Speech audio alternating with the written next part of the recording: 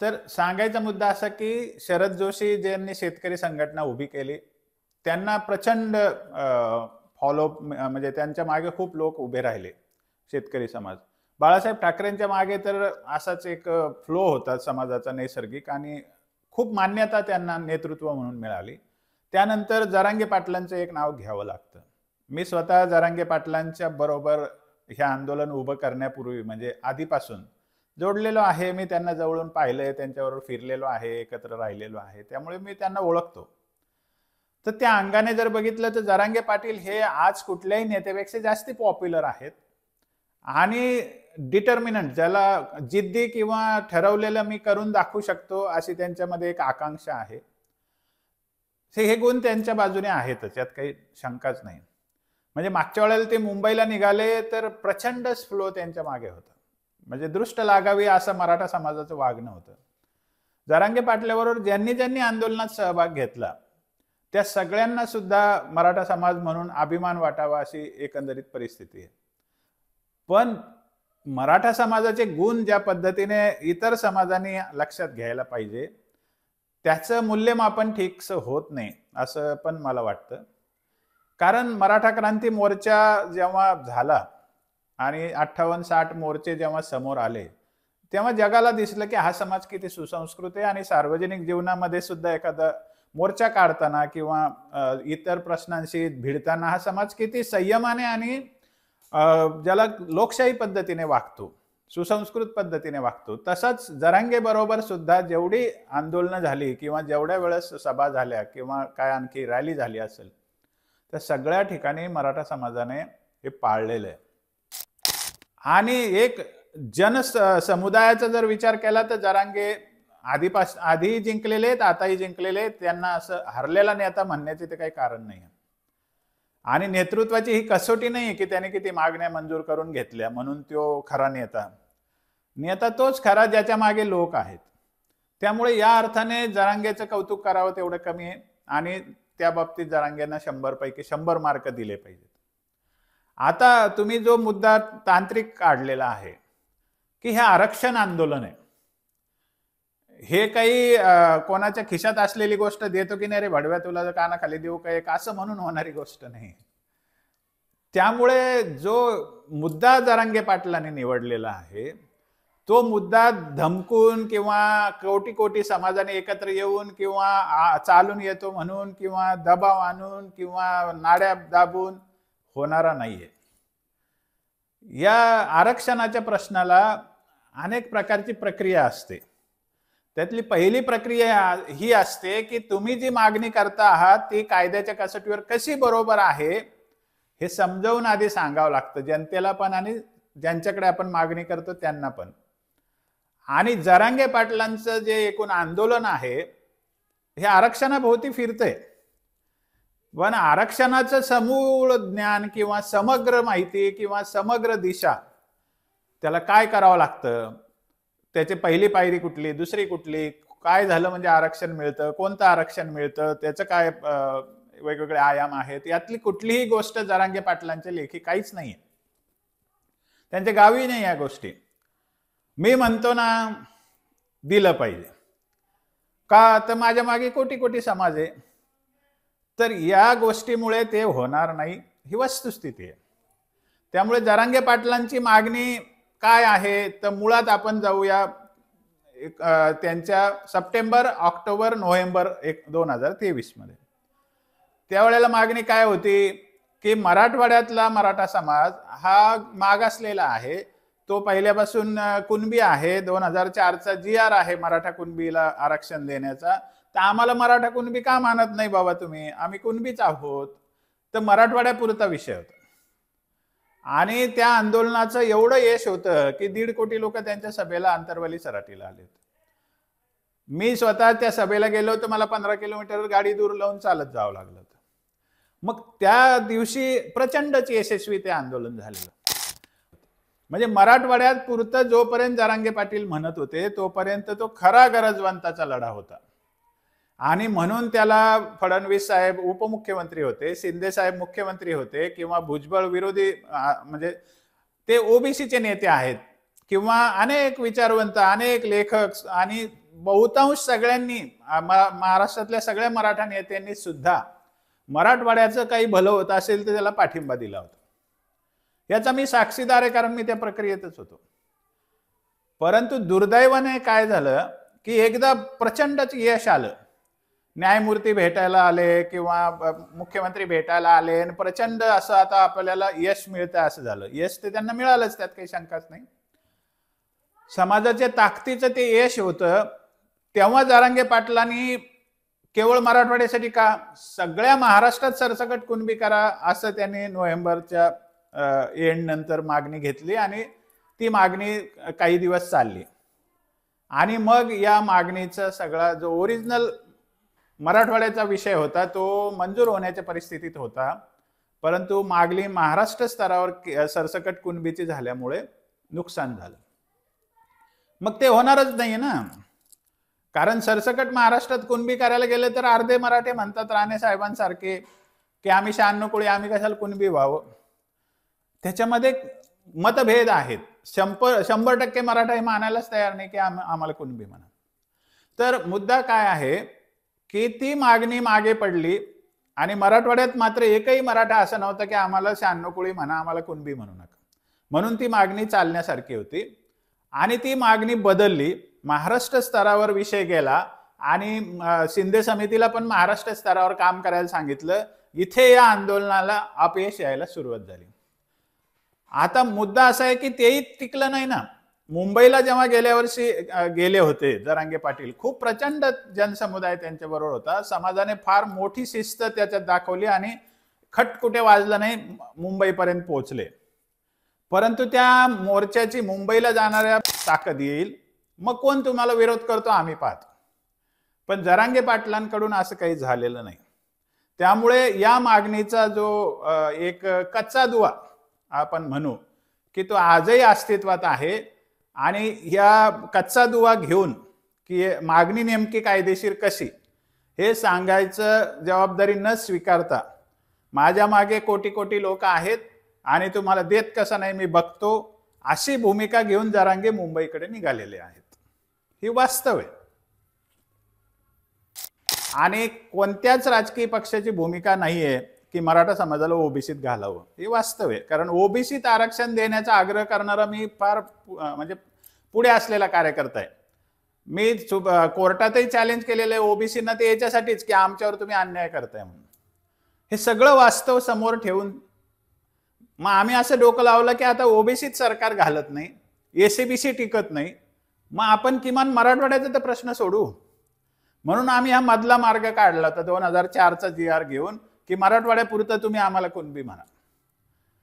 आणि तो मार्ग एकदम रास्त होता, कारण तो होण्यासारखा होता. सरकारही आपल्याला खूप चांगलं समजत होतं तोपर्यंत. जरांगेंनाही खूप उंची होती सरकारच्या लेखी. त्यामुळे ती होण्यासारखी गोष्ट सहज होण्यासारखी होती. तो बाण आता भात्यातून निघून गेला. आता ते पुन्हा पुन्हा करणं शक्य नाही. त्यावेळेला पश्चिम महाराष्ट्रातले सगळे नेत्यांशी आमचं बोलणं झालं होतं की हे आधी होऊ द्या, मग आपण पुढच्या टप्प्यात पुढचं बघू. ते सगळ्यांकडून त्याला सकारात्मक मान्यता होती, एक जरांगे पाटील सोडले. आता हे खूप मोठं मराठा समाजाचं दुर्दैव आहे की काय त्यांच्या डोक्यात आलं किंवा कोणी त्यांच्या डोक्यात घातलं, पण घडलेली गोष्ट आहे ती अशी आहे. मी एकदा सरसकट महाराष्ट्राचं म्हणाल तर मी पहिल्यापासून सांगतोय ते होणार नाहीये. त्याचं कारण सरसकट महाराष्ट्रात मराठ्यांना कुणबी ठरवणं म्हणजे मराठा लोकांची तुम्ही जात बदलणे असा कोर्टात आरोप होतो आणि तो होणार. तर सरकार जात देऊ शकत नाही कोणाला. मग सरकार म्हणतं तुम्ही कुणबी आहे तर दाखवा तुम्ही कुणबी घ्या आरक्षण, कोणी विरोध केला. असं हे दोन टोकामध्ये आता संघर्ष चालू आहे. त्यामुळे सरसकट कुणबी नाही होणार महाराष्ट्र स्तरावर. मराठवाड्यापुरतं का झालं असतं, कारण त्याला विरोध नव्हता आणि सहानुभूती होती. शिवाय आपल्याला 371(2)चं प्रोटेक्शन आहे मराठवाड्याला घटनेमध्ये पण, की आपल्याला वेगळा न्याय दिला जाऊ शकतो. ही विशेष परिस्थिती आपल्यासाठी होती, ती आता राहिलेली नाहीये. कारण आता मागणी मराठवाड्याची नाहीये. मी त्यांना जेव्हा म्हटलं अरे बाबा मराठवाड्यातला आधी करू, ते म्हणले का बाकीचे आपले दुश्मन आहे का? याला काही उत्तर नाही देऊ शकत आपण. होत नाही हे अभ्यासाने सांगू शकतो की सरसकट काही महाराष्ट्राचं होणार नाही. मग आता त्याला मग त्यांना कोणीतरी सांगितलं गॅजेटमध्ये ते लिहिलेलं आहे. मग हैदराबाद गॅजेटमध्ये लिहिलंय, बॉम्बे गॅजेटमध्ये लिहिलंय, सातारा गॅजेटमध्ये लिहिलंय. याचा काय अर्थ आहे? तर 1881ला जी जातीनिहाय जनगणना झाली होती ती समग्र जनगणना होती आणि त्यात सुद्धा मराठवाड्यात कुणबी राहतात, सगळे कुणबीच आहेत, मराठा लोक, मराठा नाहीच आहे त्याच्यात उल्लेख. त्यामुळे त्याच्यात असा उल्लेख आहे की मराठवाड्यात कुणबी आहेत, बाकी ठिकाणी मराठा कुणबी आहेत, असं त्यात उल्लेख आहे. मग त्याच्या आधाराने 1884ला जिल्हावार गॅजेट बनले, त्याच्यात पण कोणत्या कोणत्या जिल्ह्यात मराठा कुणबी संख्या किती असं सांगितलेलं आहे. हैदराबाद गॅजेट 1909चं आहे, त्याच्यात पण मराठवाड्यातले 5 जिल्हे, तेव्हा 5 जिल्हे होते, औरंगाबाद, बीड, परभणी, नांदेड आणि उस्मानाबाद. त्या 5ही जिल्ह्यामध्ये मराठा कुणबी असंच उल्लेख आहे की ही मोस्टली ॲग्रिकल्चरिस्ट कम्युनिटी आणि यांची लोकसंख्या अशी आहे. एवढाच आधार आहे त्या सगळ्या गॅजेटियर्समध्ये, त्याच्यात कोणाची व्यक्तिगत जात नोंद नाही. मराठवाड्यापुरता आपण एक स्पेशल केस करा म्हणत होतो, त्याला सरकार पण तयार होतं, कारण 9 सप्टेंबर 2023ला मीच जरांगे यांचं डेलिगेशन घेऊन गेलो होतो. सरकारला आम्ही ते पटवून दिलं होतं की आम्ही कसे नियमात बसतो, कारण बाकी महाराष्ट्रात कुणबी मिळत होते, सगळे नसतील मिळत, मोठ्या प्रमाणात मिळत होते. आणि राहिलेच थोडेफार राहिले असते तर त्यांना EWS मध्ये स्थान होतच. मराठवाड्याचा सरसकट प्रश्न संपला असता तर हे काही SCBCची गरज पण पडली नसती. त्यामुळे हा विचार तेव्हा केलेला होता आणि त्याला मान्यता सगळ्यांचीच होती साधारणतः.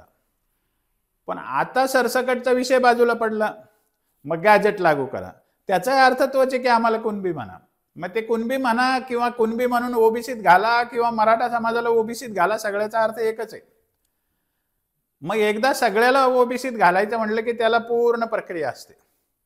मग ते आयोगाकडे प्रकरण द्यावं लागतं, मग आयोगाने त्याचं मागासलेपण ठरवून त्याला म्हणावं लागतं की हे ओबीसीत घालण्याला पात्र झालेत. मग आता शुक्रे कमिशनचा अहवाल आहे, त्याने ठरवलंय आपल्याला मागास, पण त्याने काय केलं की शिफारस केली की या समाजाला इतर वेगळ्या गटामध्ये 10% आरक्षण देण्यात यावं. मग त्याने आता शिफारसीमध्ये जेव्हा असं म्हणलं की यांना वेगळ्या गटात द्यावं, आधीच्या आरक्षणाला धक्का लावू नका, तर स्वाभाविक सरकारला ते मानणं भाग आहे, कारण ते बंधनकारक असतं आयोगाचं मत. आयोगाची शिफारस त्यांनी मानली आणि आपल्याला वरचं आरक्षण दिलं. आता सरकारची याच्यात काही चूक आहे का? चूक नाहीये. त्याचं कारण असं की आयोगाने सांगितलं, त्यांनी दिलं. प्रश्न काय आहे की मराठ्यांचा प्रश्न संपत नाही, कारण ते आरक्षण कोर्टात आहे, ते आज जाईल का उद्या जाईल अशी परिस्थिती आहे. आणि सरकार छातीटोकपणे सांगत नाही आहे की ते टिकवू आम्ही, किंवा सरकारचा कोणीही माणूस समोर येऊन सांगत नाही की ते आम्ही टिकवू. दुसरी समस्या अशी आहे की ओबीसीच्या लोकांना 50% फी मध्ये मराठ्यांसारखी सवलत मिळते प्रोफेशनल कॉलेजेसला, पण त्यांना फ्रीशिप पण मिळते. म्हणजे त्यांना 50% फी आहे ना ती परत मिळते फ्रीशिपच्या माध्यमातून. मग त्यांना 0 फीस देऊन काही पैसे मिळतात. मराठ्यांना अर्धी फीस भरावी लागते, ती खूप असते, तेवढी परवडत नाही मराठ्यांना. मग प्रश्न पुन्हा येते की ओबीसी सारखं तुम्ही देतो म्हणले देत नाही, आम्हाला वयाची शिथिलता नाही. आता याच्यामध्ये मराठा समाजाला ज्या अडचणी येतात, वयाची शिथिलता नाही, फीस आम्हाला जास्त आहे किंवा हे टिकणार नाही, याच्याबद्दल सरकारने समोर येऊन बोलावं नाही. हे तर सरकार करू शकतं, याच्यात काही अडचण नाही ना, पण तेही सरकार करत नाही.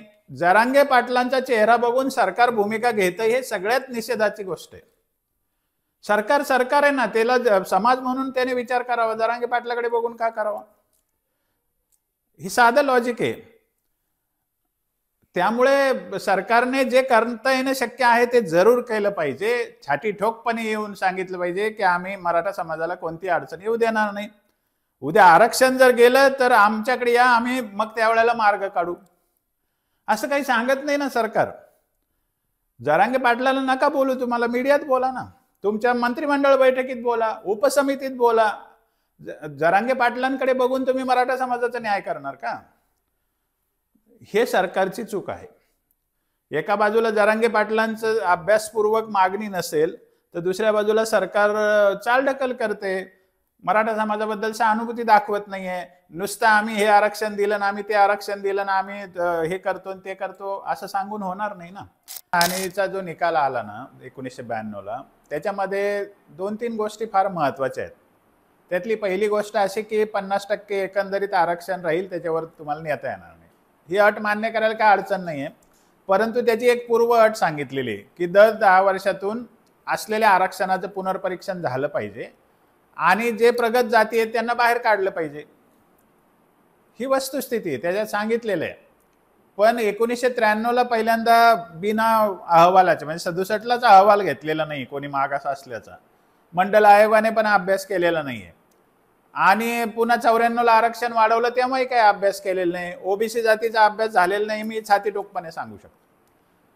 आता ते कधीपर्यंत चाललं? 2014 पर्यंत. मग या काळात सरकारने एकदा पण पुनर्परीक्षण केलं नाही ना. स्टेट फेल्युअर जे आहे ते 2014 पर्यंत आहे ना. या सरकारला तर 10च वर्ष झाली. मग आता आधीच्या सरकारने ओबीसीला दुखवायचं नाही म्हणून परीक्षण केलं नाही, त्यांना म्हणजे एक कायदा करून त्यांना कायदेशीर रूप देण्यात आलं. 2001ला त्यांचा कायदा केला, तोपर्यंत कायदा पण नव्हता आरक्षणाचा. मग आता एवढं सगळं म्हणजे कॉन्क्रीट करून ठेवलेलं आहे त्याने. आणि त्यांना मतदान कोण करतो? तर मराठा समाज करतो, काँग्रेस राष्ट्रवादीच्या लोकांना पहिल्यापासून. म्हणजे जो त्यांना मतदान करतो त्यांच्या भरोशावर त्यांचं सरकार चालतं, त्यांच्याकडून काही झालं नाही. त्यांनी ते रिजिड करून ठेवलं सगळं. पुनर्परीक्षण करायचं नाही, ओबीसीला धक्का लावायचा नाही, कोणाबद्दल काही म्हणायचं नाही, गपागपा जाती घालून टाकायच्या, हे त्यांनी केलेलं आहे. मग आता आपण फडणवीसांकडून किंवा भाजपकडून ही अपेक्षा करतो की तुम्ही त्याचं पुनर्परीक्षण करा. ते म्हणतात आधी केलं नाही, आमची काय हिंमत आहे? ओबीसी तर आमचा डीएनए आहे, ओबीसीवर तर आमचं सरकार अवलंबून आहे, मग आम्ही कसं दुखवू शकतो त्यांना? मग आमचं राजकारण धोक्यात येईल, ही त्यांची अडचण आहे. पण खरा गुन्हा कुठे झालेला आहे? तो 94 पासून झालेला आहे ना, 14 पर्यंत 20 वर्षामध्ये. मग त्याच्यात काही झालं नाही, हा सगळ्यात महत्वाचा मुद्दा आहे. म्हणून या सरकारची एक मोठी गोची झालेली आहे आणि म्हणून त्याचं पुनर्परीक्षण पण ते करू शकत नाही. हा महाराष्ट्रापुरता विषय.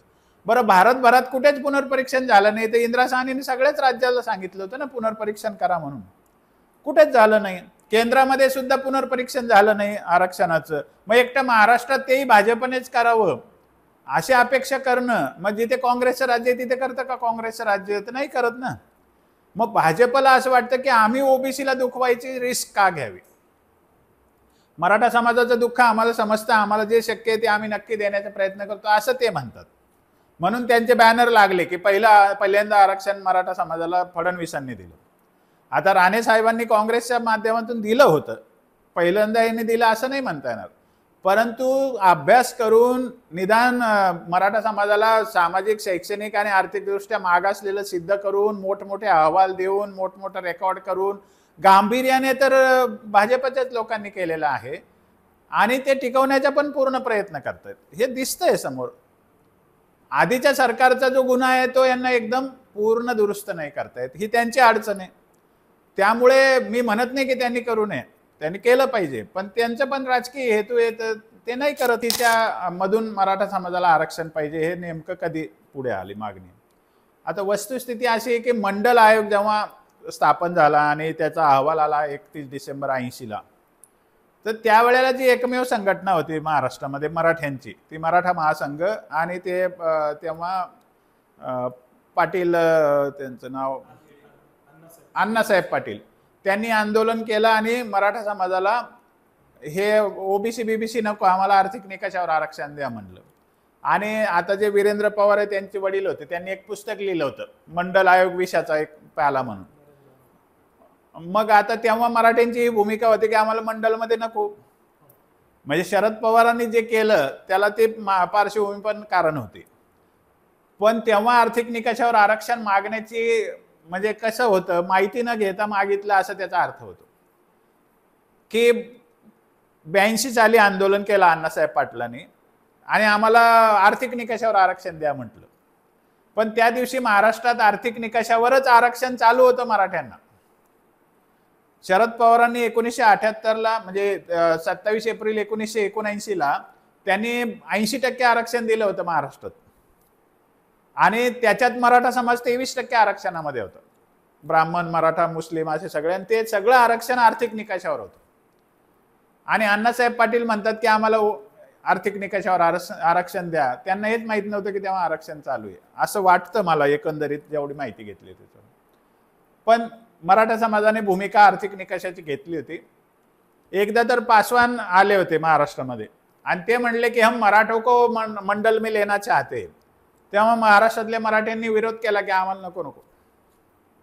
ही तेव्हाची परिस्थिती होती.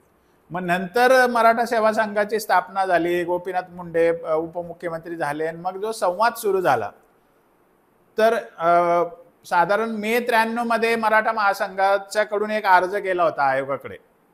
त्या आयोगाकडे अर्ज केला, त्याच्या अर्जाचा मागणीच अशी होती की मराठा समाजाला अभ्यास करून ओबीसीत घालण्यात यावं. मग त्याच्या आधाराने खत्री कमिशनचा अहवाल आला होता. तर ही मागणी 93 पासून तर चालू आहे, यात काही शंका नाही. पण सगळे मराठे तेव्हा तयार नव्हते. इवन मी जेव्हा काम करायला लागलो 10-11 मध्ये, मी जेव्हा म्हटलं की अरे कुणबी होऊन जाऊ आपण, तर माझ्यावर खूप लोक अंगावर यायचे. मराठा समाजाचे युवक तर माझं ऐकायचेच नाही. मी 2018ला म्हणजे जेव्हा म्हणायचो की आपल्याला ओबीसीत गेलं पाहिजे, तर मला सगळे विरोध करायचे. पार 2020 पर्यंत सगळ्यांचा विरोध होता ओबीसीत जाण्यासाठी. आणि जेव्हा 2021ला एसीबीसी रद्द झालं तेव्हा मात्र सगळ्यांचे डोळे उघडले आणि आता आपण ओबीसीत जाऊ म्हणले. मग तेव्हा मी म्हटलं आता शक्य नाही, संपला विषय. त्यामुळे ओबीसीची मागणी ही काही लोकांची म्हणजे मराठा सेवा संघाची जुनीच मागणी आहे, पण त्या मागणीसाठी रेटा नाही लावण्यात आला. म्हणजे मेटे साहेबांनी 2009ला आरक्षण केलं, आम्हाला आंदोलन केलं, मुंबईला मोठा मोर्चा निघाला. तेव्हा मागणी काय होती? ओबीसीत घालण्याची नव्हतीच, मराठ्यांना आरक्षण द्या एवढीच मागणी होती. राणे साहेबांनी मराठ्यांना वरचं आरक्षण दिलं कारण तेव्हा ओबीसीत घालण्याच्या मागणीला समर्थनच नव्हतं मराठ्यांचं. हे पण आपण समजून घेतलं पाहिजे. मराठा समाजाचं कसं आहे, गाडी चुकल्यावर मराठा समाज ओरडायला सुरू करतो. मराठा समाज हे संधी निघून गेल्यावर बोलतो असा त्याचा अर्थ होतो. आणि मग एकदा संधी पुढे गेली की मग आरक्षण हे काही इतकं सोपं नाही, पुन्हा सगळं दुरुस्त होईल आणि लगेच मिळेल. म्हणून हा मधला मार्ग एसीबीसी आरक्षणाचा काढलेला आहे सध्या सरकारने. घ्या की स्वातंत्र्यापूर्वी काय झालं याचं आरक्षण देताना स्वातंत्र्यानंतर सगळाच विचार केला जातो असं होत नाही. ही अत्यंत दुर्दैवाची गोष्ट आहे. मी जेव्हा अभ्यास केला मागच्या 2014-15 पासून मी या अभ्यासात आलो, त्याच्या पूर्वीच्या आरक्षणाचा अभ्यास केला, तर लक्षात असं आलं की या समाजावर प्रचंडच अन्याय केलेला आहे. तो या सरकारने नाही केलेला, एकंदरीतच विद्वान लोक महाराष्ट्रातले जे कोणी जुने नेते होते, जुने पक्ष होते, त्या सगळ्यांनीच केलेलं आहे. म्हणजे 1953ला कालेलकर कमिशन नेमलं तर त्यांनी मराठवाड्यातले मराठा समाजाला मागासलेल्या गटात टाकलं होतं, पण ती यादी लागू नाही झाली. मग सरकारने 1964ला बीडी देशमुख समितीचा अहवाल घेतला. त्यांनी कोणाचंही नाव दिलेलं नाहीये, त्यांनी जातीला आरक्षण द्या एवढंच म्हणलं. पण पूर्वी निजामाच्या राज्यामध्ये मराठा समाज मागासलेल्या यादीत नव्हता, कारण तेव्हा सवलतीच दिल्या जात नव्हत्या. मग तेवढी एक गोष्ट बघून मराठाच पूर्ण गाळून टाकला 67ला जेव्हा यादी केली. आणि हे काही विना उद्देश होत नाही. त्यावेळेला जे कोणी प्रशासनामध्ये होते त्यांनी घात केलेला आहे. ते काही ओबीसीचे लोक नव्हते. म्हणजे ओबीसीने मराठा समाजाला 67 मध्ये आरक्षणात येऊ दिलं नाही असं काही नाहीये. तेव्हा ओबीसी पॉवरफुलच नव्हते. मग ते कोण होते ते सगळ्यांना माहिती. म्हणजे तिथून मराठ्यांचं दुर्दैव सुरू होतं. बीडी देशमुख समितीने आम्हाला डावललं नाही कारण त्यांनी कोणाचंच नाव दिलं होतं. कालेलकर आयोगाने आम्हाला डावललं नाही कारण त्याने मराठवाड्यातल्या मराठ्यांना मागासलेलं ठरवलं होतं. आम्हाला आरक्षणात घातलं नाही मग मंडल आयोगाला. मंडल आयोग कोणाच्या हातात होता? मंडलने काही स्वतः अभ्यास केला नाही, राज्याकडून याद्या घेतल्या. मंडल एक बोगसगिरी आहे सगळी इथून तिथून. त्यावेळेला मुख्यमंत्री कोण होतं? तर शरद पवार साहेब होते. म्हणजे 78 ते 80 मध्ये शरद पवार साहेब होते आणि मंडल तेव्हाच आला होता. मग मंडलची यादी बनवायची कोणी? तर शरद पवार साहेबांनी जी टीम नेमली होती त्यात एक प्रकाश आंबेडकर साहेब होते. मराठा हा सरंजामी आहे असा पुरोगामी डाव्या आणि सगळ्या लोकांचा भ्रम असल्यामुळे मराठ्यांना आरक्षणात येऊ द्यायचं नाही असं तेव्हाच ठरलेलं आहे. त्यामुळे मराठ्यांना घातलं प्रगत लोकांच्या याच्यात. आता 1931च्या जातीनिहाय जनगणनेमध्ये मराठा आहे मध्यम जाती गटात, जिथे माळी आहेत किंवा जिथे कुणबी आहेत किंवा वंजारी आहेत, धनगर आहेत, त्याच्यात मराठा आहे 1931च्या यादीमध्ये. पण मंडल आयोगाने धादांत खोटं त्याच्या यादीत लिहिलं गेलं कारण महाराष्ट्रानं ती यादी गेली ना, आणि शरद पवार मुख्यमंत्री होते. आता ही वस्तुस्थिती आहे की शरद पवारांनी त्यावेळेला मराठा समाजाला जर घातलं असतं मंडलच्या यादीत तर काय त्यांचं बिघडलं असतं? पण नाही घातलं ना, वस्तुस्थिती हीच आहे. मराठा समाज त्यावेळेला आरक्षण मागत नव्हता. कोणता समाज मागत होता? कारण समाजाला आरक्षण आहे ते मागावं लागतं हे तेव्हा कोणालाच माहिती नव्हतं. एखादा प्रकाश आंबेडकर साहेबांसारखा असेल एखादा की ज्याला माहिती होतं. भुजबळ तर तेव्हा कुठे पिक्चरमध्येच नव्हते. मग ओबीसीने थोडी आम्हाला अडवलं त्यावेळेला आरक्षणात येण्यासाठी, ते तर आमच्याच नेत्यांनी अडवलेलं आहे. मग तेव्हा आम्हाला जर ओबीसीत घातलं असतं, म्हणजे मंडलच्या यादीत घातलं असतं, तर हा डाग लागला नसता ना. मंडलमध्ये नाही घातलं म्हणून आतापर्यंत आमची खडखड रखड म्हणजे रखडावं लागलं आम्हाला. मग त्याच्यानंतर 1993ला मंडलच्या यादीच्या आधारावर आरक्षण मिळालं. मंडल कधीच मान्य केला नाही सुप्रीम कोर्टाने, पण खोटं सांगितलं जातं की मान्य केला. पण 93ला इंदिरा साहनीची केस झाली आणि आरक्षणाचं केंद्रीय पातळीवर आरक्षण लागू झालं. महाराष्ट्रात तर 67 पासून आहे ओबीसी आरक्षण. तिथे आणखी एक प्रॉब्लेम झाला. शरद पवार साहेबांनीच पुन्हा एक खुटी मारून ठेवली. 94ला ते मुख्यमंत्री होते. 23 मार्च 1994ला मंडल लागू करायचं या नावाखाली शरद पवार साहेबांनी मराठा आरक्षणाचा कायमचाच मुद्दा पाडला. कारण इंदिरा साहनीने 50%ची लिमिट सांगितली आरक्षणाची. शरद पवार साहेबांनी ती 50%ची लिमिट ओबीसी आरक्षणानेच भरून टाकली. ओबीसींना तब्बल 18% आरक्षण वाढून दिलं 2 महिने, म्हणजे 1 मार्च 94 पासून डिसेंबर 94 पर्यंत. आता शरद पवारांना नाव ठेवायचं की नाही ठेवायचं मराठ्यांनी ठरवावं. पण मी जेव्हा विचार करतो त्या दिवशी शरद पवारांनी जी खुटी मारलेली आहे तिला तुम्ही काहीच करू शकत नाही. जोपर्यंत सगळ्या आरक्षणाचं पूर्ण परीक्षण होणार नाही, हे सगळं बाद होणार नाही, तोपर्यंत तुम्ही काहीच करू शकत नाही.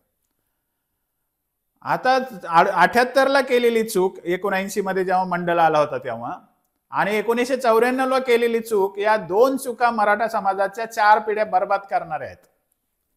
प्रचंडच मराठ्यांच्यावर अन्याय झालेला आहे.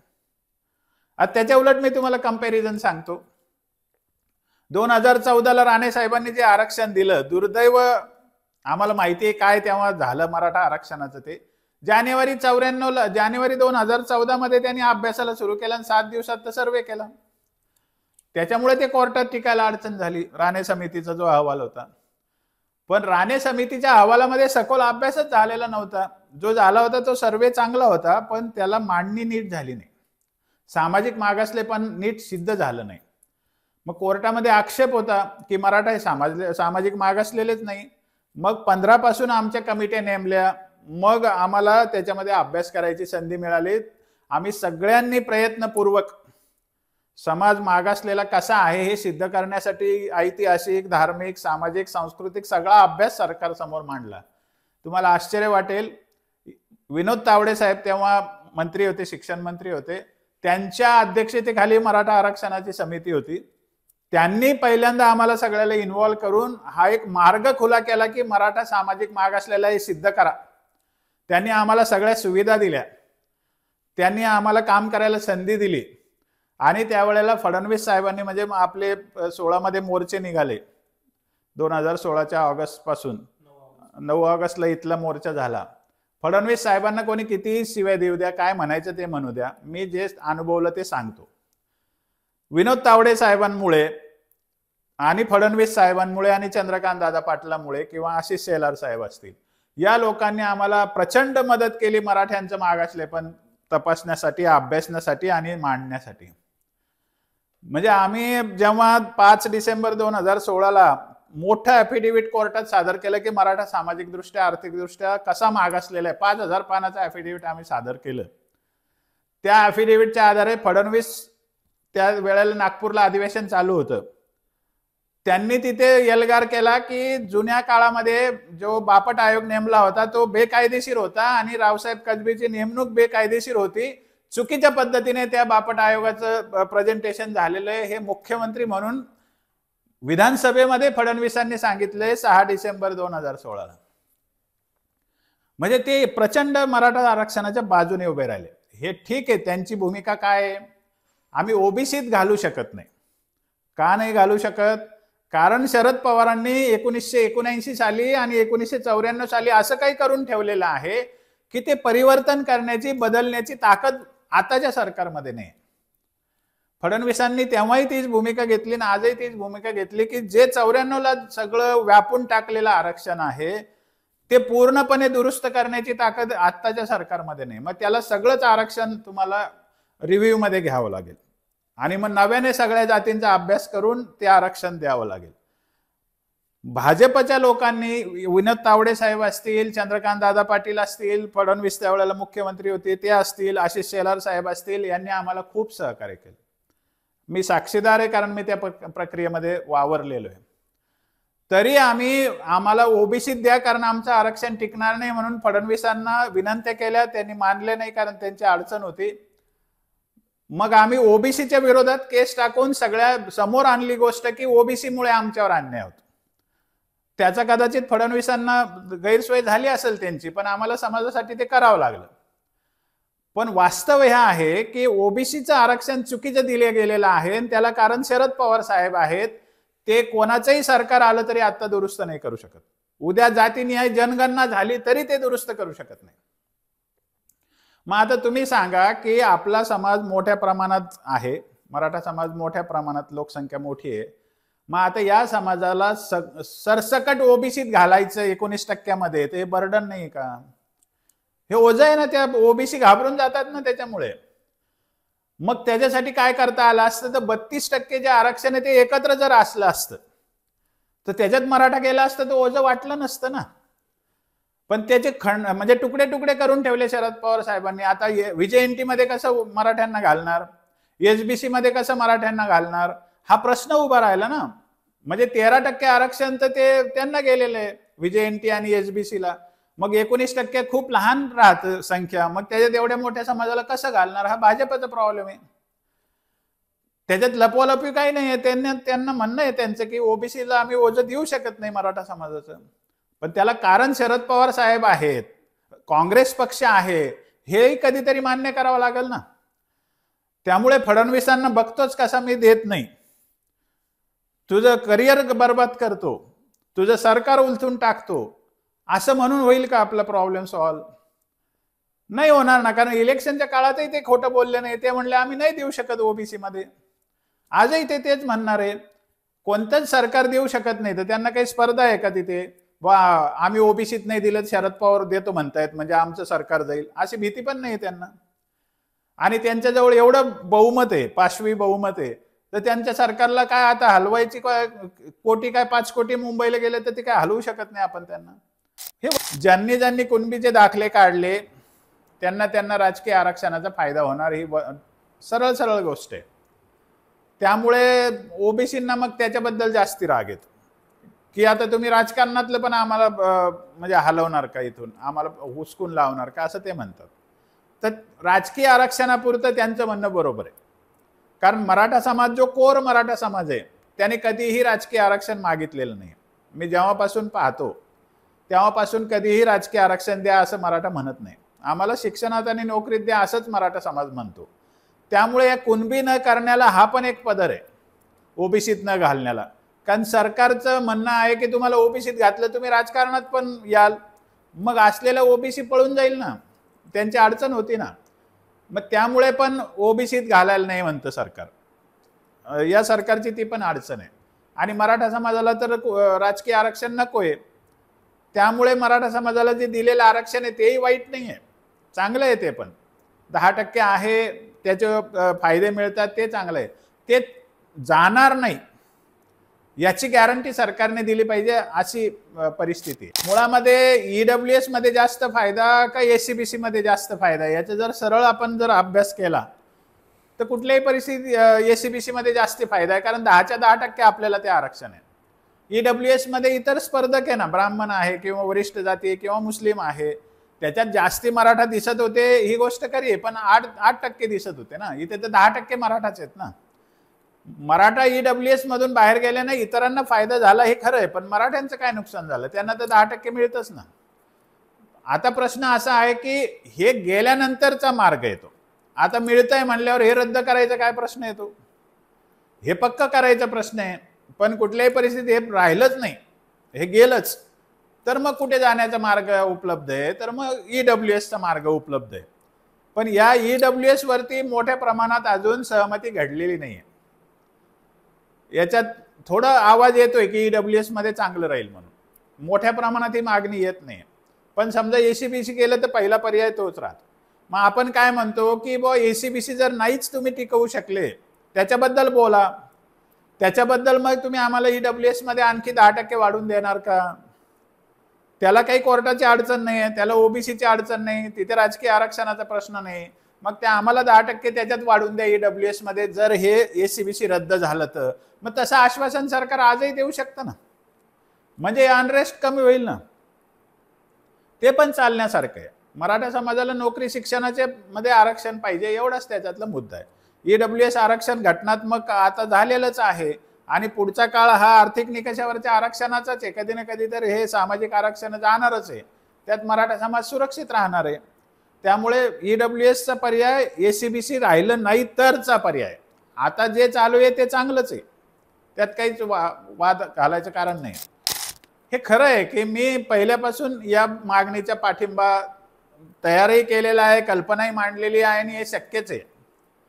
परंतु केव्हा मागत होतो आपण ते, जेव्हा हे 10% आरक्षण सरकारने दिलं नव्हतं 2024च्या फेब्रुवारीमध्ये, त्यावेळेला मराठवाड्याचं पूर्ण कुणबीकरण करून घ्या अशा मताचा मी आहे आणि ते तेव्हा शक्यही होतं. आता आरक्षण दिलंय ना या समाजाला वेगळं, मग आता पुन्हा काहीतरी वेगळं करील का सरकार मराठवाड्यासाठी? ते शक्यता नाही आहे. हे आरक्षण गेलं तर मग जसं EWS मध्ये जाण्याचा पर्याय आहे, तसं मराठवाड्यापुरतं कुणबीकरण करण्याचा पण पर्याय आहे. पण एसीबीसी गेलं तर आता एसीबीसी चालू ठेवून सरकार ॲडिशनल काही करेल अशी काही परिस्थिती मला दिसत नाही. नाही, पहिल्यांदा लक्षात घ्या की ब्रिटिशांच्या राज्यात जो महाराष्ट्र होता त्यांच्याकडे कुणबी नोंदी सरळ सापडतात, कारण पूर्वी त्यांच्या रकान्यामध्ये जाती लिहिल्या जायच्या आणि आपल्याकडे 100 वर्षापूर्वी सगळेच कुणबी होते रेकॉर्डवर, हे सगळ्यांना मान्य आहे. मराठवाड्यात पण 100 वर्षापूर्वी आपण कुणबीच लिहायचो, पण आपल्याकडे रेकॉर्ड नाही ना ब्रिटिशांचं, कारण आपण निजामाच्या राज्यात होतो. मग तेव्हा नोंदी ठेवल्या जात नव्हत्या, त्यामुळे आपल्याला नोंद सापडत नाही. तिकडे काय झालं की ते मध्य प्रदेशचे लोक आहेत, विदर्भ म्हणजे मध्य प्रदेशात कुणबी म्हणूनच त्यांची नोंद होती, मराठा नोंद करायची त्यांची पद्धत नव्हती, त्यामुळे ते सगळे कुणबीच झालेले, ते पद्धतीने आलेले ना. ते जसं नगरमध्ये कुणबी लिहिलेलं पूर्वीचं रेकॉर्ड सापडतं, नाशिक उत्तर महाराष्ट्रात सापडतं, तसं पश्चिम महाराष्ट्रात पण सापडतं. तो फक्त रेकॉर्डचा प्रश्न आहे. कुणबी आहोत की नाही, तर पूर्वी शेती करणारा आपला समाज आहे म्हणून त्याला कुणबीच म्हणायचे. महात्मा फुलेंनी छत्रपती शिवरायांना सुद्धा कुणबीच कुळाचं आहे असं म्हटलेलं आहे. त्याच्यामध्ये जाता जाता मी बावनकुळेने जे स्टेटमेंट केलं त्याचा निषेध करतो. बावनकुळे म्हणले की 3.5 कोटी लोकांनी आम्हाला निवडून दिलंय आणि महाराष्ट्रातले लोक जरांग्यांना धडा शिकवतील, हे बोलणं बावनकुळेला शोभणारं तर नाही आहे, पण त्याच्यासारख्याने याच्यात कडमडूच नाही, कारण त्याची लायकीच नाही आहे असं माझं स्पष्ट मत आहे. 3.5 कोटीमध्ये मराठाच 50%, ही सांगायला लाज वाटते का त्याला? तो मराठा समाज आरक्षण मागतोय हे सांगायला लाज वाटते का त्याला? म्हणजे मराठ्यांचा वाटा नाही का तुमच्या 3.5 कोटीमध्ये? पण ओबीसीचे लोक अशा निरर्थक आणि निर्लाजऱ्या गोष्टी करतात, त्यामुळे पण मराठा समाजाला चीड येते. तर त्यांनी थांबावं, त्यांनी असल्या गोष्टी करू नये, एवढंच माझं म्हणणं आहे. आणि या आंदोलनाला यश यावं अशी आपली शुभेच्छा आहे, याच्या पलीकडे आपल्या हातात काही नाही. अवस्थेपर्यंत मागणी एस्टॅब्लिश करेपर्यंत आंदोलनाला महत्त्व असतं. जसं आपण मराठा क्रांती मोर्चे केले तर समाजाचं अस्तित्व दिसलं. जरांगे पाटलांनी 14 ऑक्टोबर 2023ला सभा घेतली, समाजाचं एक गठ्ठा अस्तित्व दिसलं. परंतु केवळ तेवढ्याने काम नाही होणार ना. मग एवढा सगळा फंड उभा केला जाऊ शकतो जरांगे पाटलांच्या माध्यमातून. त्याने बेस्ट वकील हायर करायचे असते आणि आमच्या ज्या ओबीसीच्या विरोधातल्या याचिका आहे त्यातली एखादी चालवायची ना. मग त्याने ओबीसी आरक्षण पूर्णपणे रिव्ह्यू करा.